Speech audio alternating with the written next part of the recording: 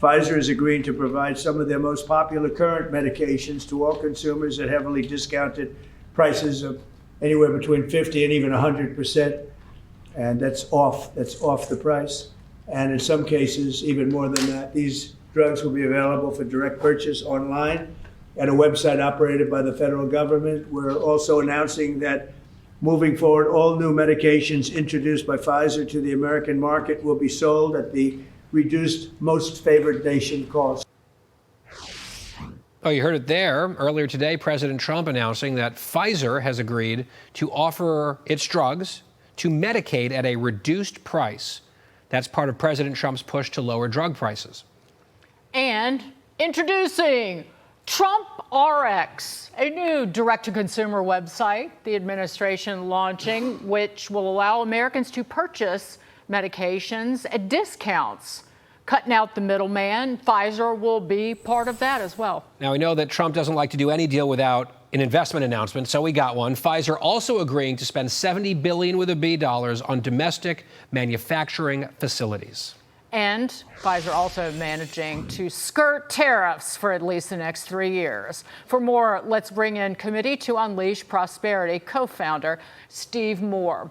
Steve, I was trying to get to the bottom of what all this means, say, for Pfizer and the American people who buy drugs.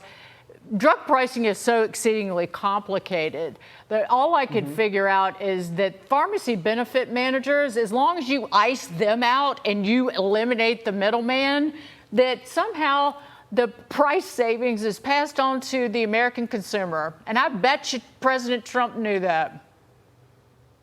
Well, I think that's right. And look, I want to make sure that people understand what's going on with drug pricing, because it's a status quo that will not prevail. The Americans won't put up with it. You know, about 80% of the blockbuster new drugs in the world come from American research facilities and American companies. And then what happens, Dagan, is that we finally put these drugs out on the market, and Americans have to pay twice as much for the drugs as the Europeans and the Canadians do.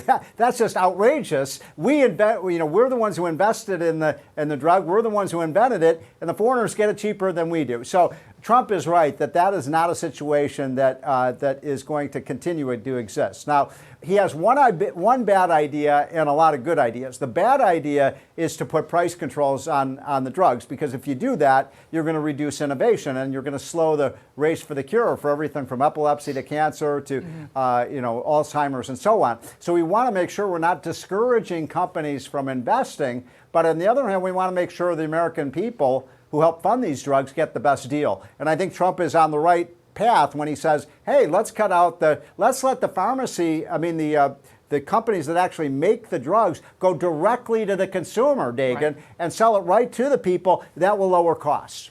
So, Steve, just to clarify, because I agree about the concern over price controls, which never ends well, is this price controls, or is this sort of an end run around it?